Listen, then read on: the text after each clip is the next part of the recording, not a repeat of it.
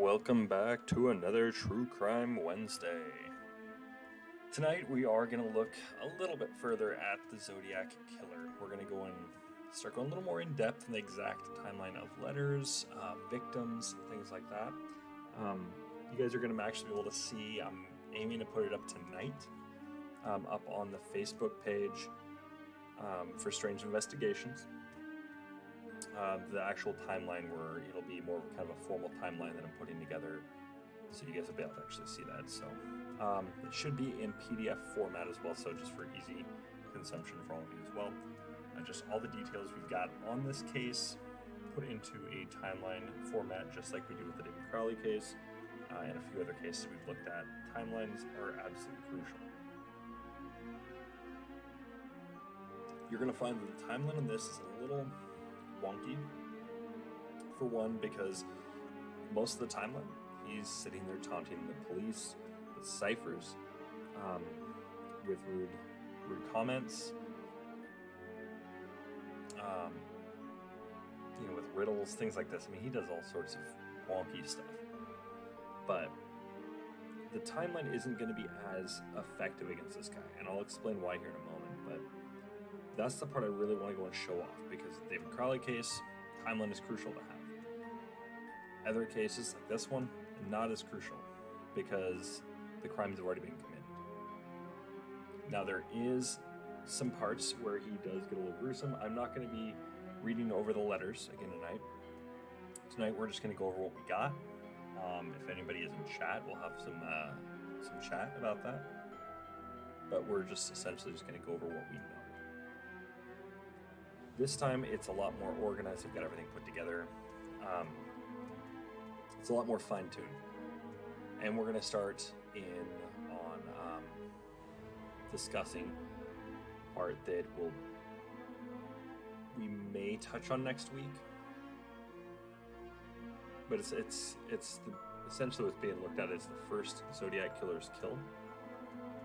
So we're going to look at that kill as well. So without further ado, let's get right into that.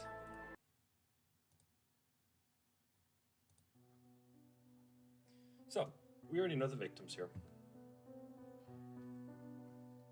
So we know on December 20th, 1968, David Faraday and Betty Lou Jensen were killed over in Vallejo, California at approximately 11:15 p.m. Pacific Standard Time.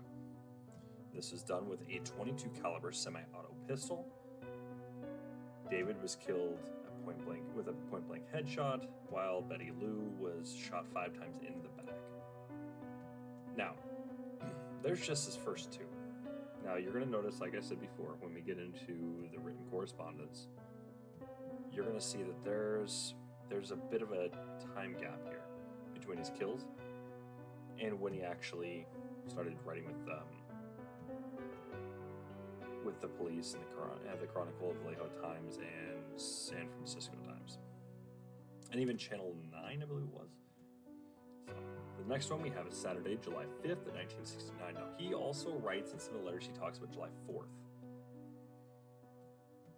They were found,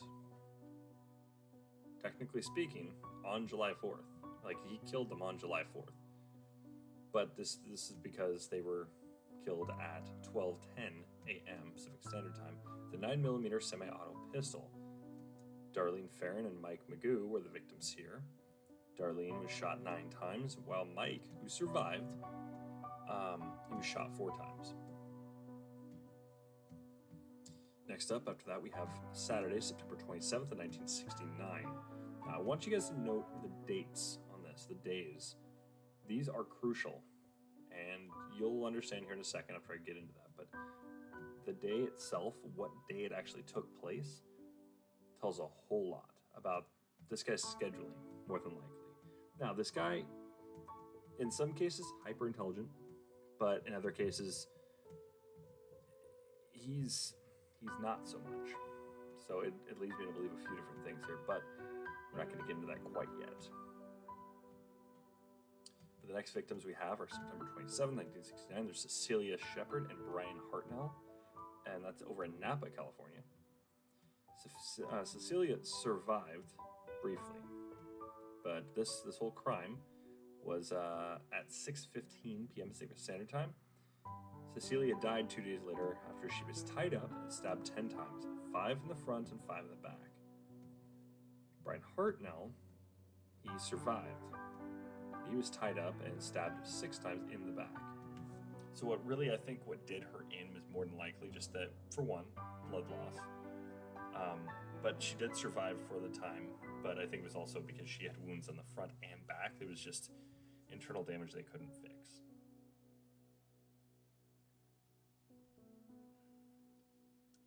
And last but not least, we have Saturday, October 11th, which is Paul Stein, 29-year-old guy over in San Francisco, California. He's a cab driver. He was killed. I gotta change that. I'll do that right now. He was actually killed on 9:55 p.m. Pacific Standard Time. 9mm semi-auto pistol, which is not the same as the Farron or Magoo handgun. But he was killed, and then there was a point-blank headshot. So we know he typically likes to kill by gun.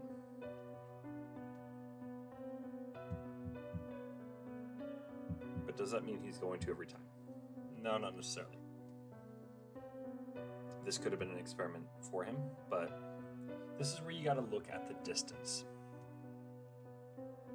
Which, like I said, we will be coming back to this, and this will be also in the PDF, so I highly suggest checking it out. All the letters will be in there. We're going to go over a little more of we're going to go look at the actual data. We're going to put everything as a piece together so you get to see the envelopes, the ciphers, things like that. You're going to get to see it all. Of course, it'll be stylized because I like it to be remembered and I want it to look nice, presentable. So, but there's a lot to really pull from on this. But these are the victims, and these are the locations, ages, things like this. So we know that his typical victims, we're looking anywhere between 16 and 22. He likes to go and kill, it looks like young couples. And Paul Stein just happened to be there. Right? Somebody was just there. So he just did him in. Now, his letters, by going over those, he essentially even labels it the same way. Kind of thing. You know, and that's the sad part of this, because this mimics the Texas Arcana killings that happened over in, I think it was the 40s or 50s, something like this. It mimics that. Because that was all Lover's Lane type things. This is a Lover's Lane type thing here too. So, rather interesting.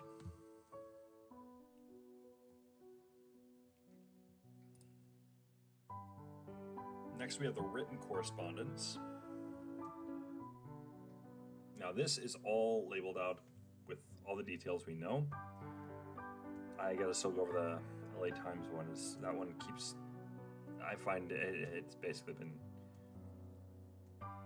I keep passing over and not putting the data in there, but even on the websites I've been finding it, the letter seems to be different every single time, so I've got my own, and I keep passing over it, so it'll be in there too. So that's the only one we don't, well, I guess that and the October 13th, the only ones we don't have input yet, so this is all the data we have on this. So first, we got the letters and ciphers. This is all this. This is exactly what it is. We have the dates over on the left. So we got April 30th, 1967, which is a Sunday, over in Riverside, California. Sherry Jo Bates homicide was referenced in this letter. And there were claims that there will be more, and this was 3 different letters. They were sent to the police, to Sherry Jo Bates' father, and to another person. I didn't see who that was, but there's one other person it was sent to. Thursday, July 31st, 1969, the San Francisco Chronicle, Vallejo Times, and San Francisco Times received letters. The Faraday Jensen double homicide was referenced. There was crime scene details that were not known to the public at the time that were also released with this. Now, we look at the dates on this, right? This is 1969. Should look in a second now. Those were done in 1968. Now, once again, check the dates. Okay. Which is July 31st, 1969. So just a few months after, and he made sure he wanted to go and label some things, and he wanted to have some proof out there that this is him. Now, could this very well have just been a cop, just kind of gone rogue? Possibly, not likely. This really only comes down to two different options, and that's where it would come down to. It's either going to be a police officer who decided just to screw with the public, or heck, he could have been a police officer, right? Based on this, or this is him.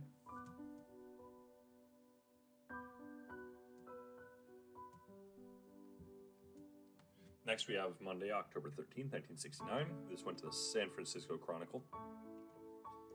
We got the details in the stamp here. Now, one thing to note here, they follow the same trend for the most part, where they've got a president on them. A lot of them have the Franklin Roosevelt 6 cents stamp. You have some that have Eisenhower USA, Samuel Adams 8 cents, okay, Abraham Lincoln 4 cents, and Thomas Jefferson. There's 6 of them on there. And of course, you've got the others that are a little different. You got the presidential stamp, which was the Red Phantom letter, and then you've got the postmark from San Rafael County. And then you've got the other really weird one, which is Earth being seen from the moon. Now, we're not sure what the symbol is he left there. I'm still looking into this myself. I've got a whole book of symbols, so I'm hoping to find something. There's some kind of clue, but I'm not thinking that's likely, but I'm digging. After that, then we have the Saturday, November 8th, 1969, which was sent to the San Francisco Chronicle to Paul Averley. This is the Earth from seen from the moon with the unknown symbol. It's this washed my pen joke card. He wants the new cipher printed because he's lonely and he wants attention. And which this is a Z340 cipher. Now these other three have already been solved, the ones that were already brought up. Okay. So.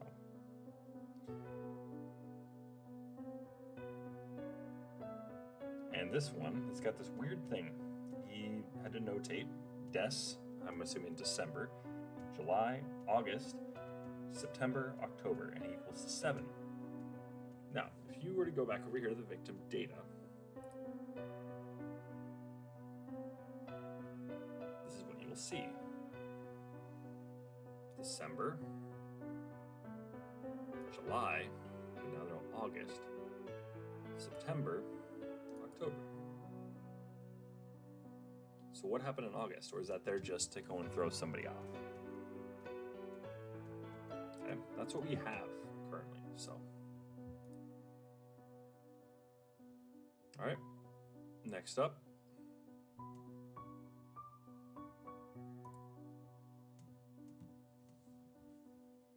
We have the November 9th, 1969, which is Sunday, which is to the San Francisco Chronicle. Went back to the Franklin Roosevelt 6 cent stamp, 2 of them. So we know this is the thing, like I said, stamps, distance, priority, things like this. There's only a few different reasons as to why you would have more stamps. But notate 6 cents, and there's 2 on a few of these. That seems to be the common trend. So this is he's changing his methods. He continues to taunt the public. This is a bus bomb threat. And he even gives a detailed explanation as to what is being used to make said bomb. And then he's basically saying, I'm not going to tell you where. I'm not going to send you a picture because you guys will be able to go and break it down and tell directly where I got this stuff. And then by that, be able to narrow down who I am, kind of thing, right? And then, of course, how the bomb be used, what kind of effect it would have, yada, yada, yada. He goes into great detail on this. It's 6 pages worth. the letter. He's pretty serious about this. And then he also claims that he's, if they basically don't believe that it's him or whatever, ask some police officer about the electric gun site. Interesting. After that, we get the Sunday, or whoops, wrong one. We get the December 20th, 1969, which is a Saturday. This is directed to Mr. Melvin M. Belly. It's got 6 Thomas Jefferson stamps, and it's labeled on the front, Merry Xmas and New Year. Okay, and he spells Merry wrong, and it's not Xmas, he's Xmas. I do believe he means something by this, but this guy apparently cannot spell, so grammatically he's terrible. But his methods, you gotta look at it that way. There's a method to his madness here. I really feel there is. But this is where he's almost speaking as if he has a split personality. If you guys have watched, no, this is just going to come from Hollywood media. I'm just going to explain it this way. If you guys have watched any movies where you see these people with split personalities, which I know are more often than not, I don't believe that's accurate.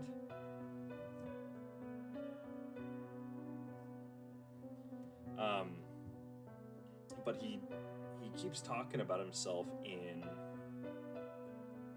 almost kind of like there's 2 versions of him.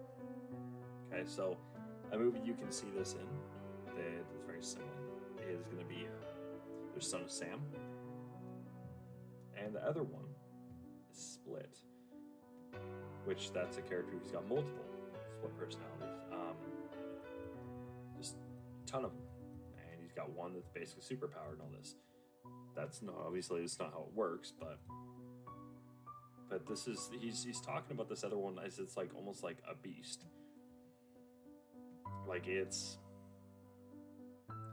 more dominant, it's controlling, and it's dangerous. And he doesn't want any more victims, but this other one does. And he doesn't know how much more he can go and quote unquote control it. So he talks pretty explicitly about it. But is it actually split personality, or is it just a ruse? It's hard to really say. But he does speak about 9th or 10th victims and possibly a bomb in that one as well.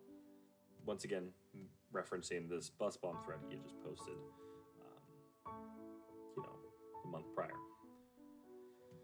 Next up, then we have months ahead. It goes to April 20th, 1970, which is a Monday. Okay. This goes to San Francisco. Ooh, wait, cannot spell apparently. San Francisco.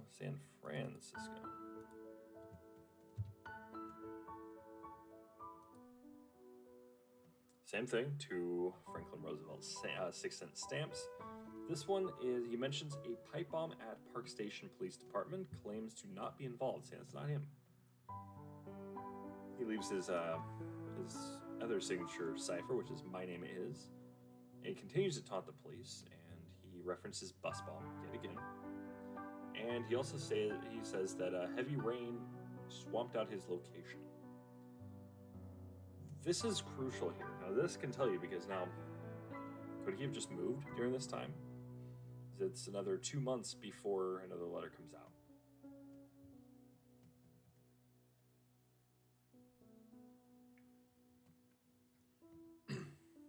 So, I think that's a possibility.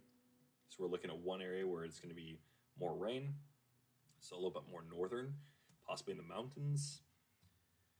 Maybe someplace near the ocean, something like this, I think would be more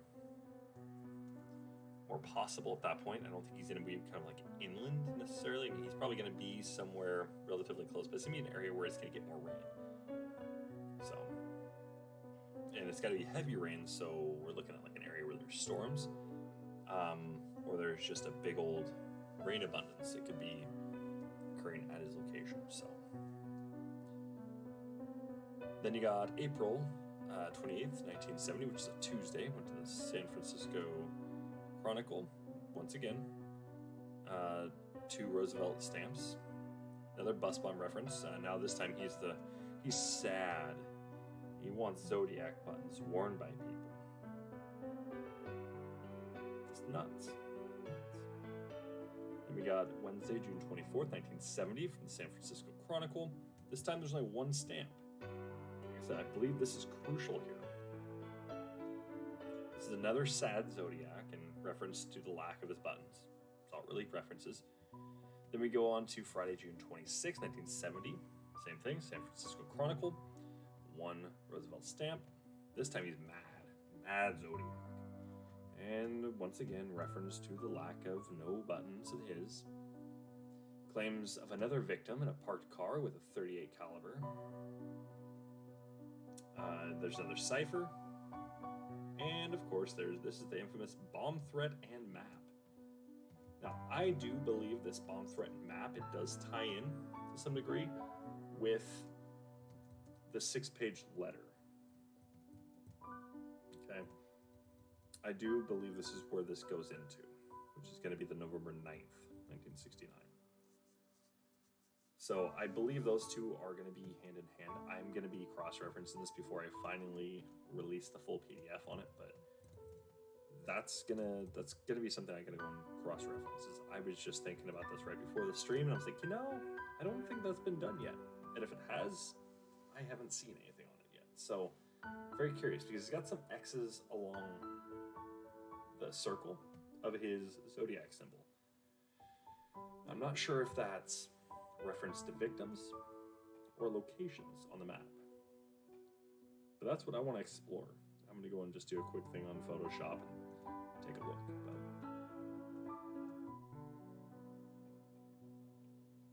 I do believe it can give some kind of a detailed idea of where this bomb could have been set. But don't worry, he goes on to reference it later. Now, on June 26, 1970, another Franklin Roosevelt stamp. Unhappy Zodiac this time, as no buttons are worn. Then he mentions Kathleen Johns and her child in the letter, and then of course mentions how he burned her car where they were found. So we've got somebody that's seen him. Okay, it's two people now that would have been able to ID him. Potentially, well, technically three, but... Next, we have Tuesday, October 27, 1970. Now, this is where he's got Paradise Slaves. Now, look how he writes it. It's Paradice. So it's not actually spelled correctly. Again, I do think this is something that he doesn't know how to spell very well. He kind of sounds things out. He's not a highly intelligent man, like when it comes down to things like that, like grammatical type of things. I think he's more of he's got the mind for puzzles, and he plans things out methodically, which I think is really what's going on here. He's able to kind of plan on the fly, but also really get, he's got everything on hand. So he's going to have his little costume, his get up, all this. He's going to have these things on hand, but I do believe that he's also, I do believe he has more or less the capability of building, prep quite a bit.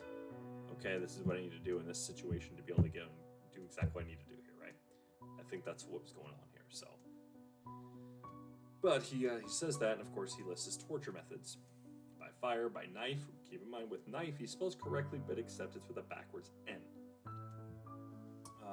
He says 4 and then teen, which is that reference in victim count. We're not sure. It does go along with this. Okay. There's cipher or symbols for a signature or phrase that's listed at the bottom. That same site or the little symbol we got to see earlier, that unknown symbol on the outside on the envelope, right below the Earth from the Moon stamp. We see this on this postcard here next to a Z and the Zodiac symbol. And then he's got 2 sorry no cipher crossing on that as well. Next, we have the March 13th, which is a Saturday on 1971, sent to the LA Times. This is airmail with 2 Franklin Roosevelt 6-cent stamps. I got to go back over that letter, so once again, I've already mentioned this will be in there, so I do apologize. On January 29th, March 22nd, 1971, that was a Monday. It's directly sent to Paul Averly, the editor. Excuse me. This time it had an Abraham Lincoln 4-cent stamp. This is a Sierra Club postcard. This is on the bottom of it, victims sought 12, peek through the pines, upside down there's around in the snow, and past Lake Tahoe areas. So I do believe, like I said, I think there is some, he's given us clues as to where he's at. Once again, you can see this through postcards. There's certain postcards you probably won't be able to get in some states. Of course there would be, right? Tourist types things. Well, this is one of those things I think that needs to be investigated. Could he have just gone and just gotten these things and then done this? Possibly. This guy's methodical though, so I don't think so. I don't think he did that. I think he's just taunting. He's playing a lot of these things close to the vest. I think his kills were they were a lot more methodical, because in his 6-page letter, he goes over how he also basically used I think it's called an airline supplement or an airplane cement over his fingertips to basically mask his fingerprints. So he wasn't given any details up really about him, while the police were claiming they had these things. Then we got the January 29th, 1974, which is a Tuesday. Like I said, pay attention to the dates here and the days. This has gone to the San Francisco Chronicle. This is with an Eisenhower USA stamp, just one. This mentions The Exorcist and The Mikado, which is a play. It's like literally like not very many scenes, like 2 scenes, I believe it is. Play, and it's bizarre. But he mentions this, and it's a specific line where the executioner himself is essentially begging to be wed to this older woman who is supposed to be wed to the prince, who actually just went and got married to the guy singing or reciting this poem to like the girl he was in love with. Really, really bizarre. But also it was staged that he had committed suicide. It's bizarre, like he was executed or staged suicide, something along those lines. But he references that.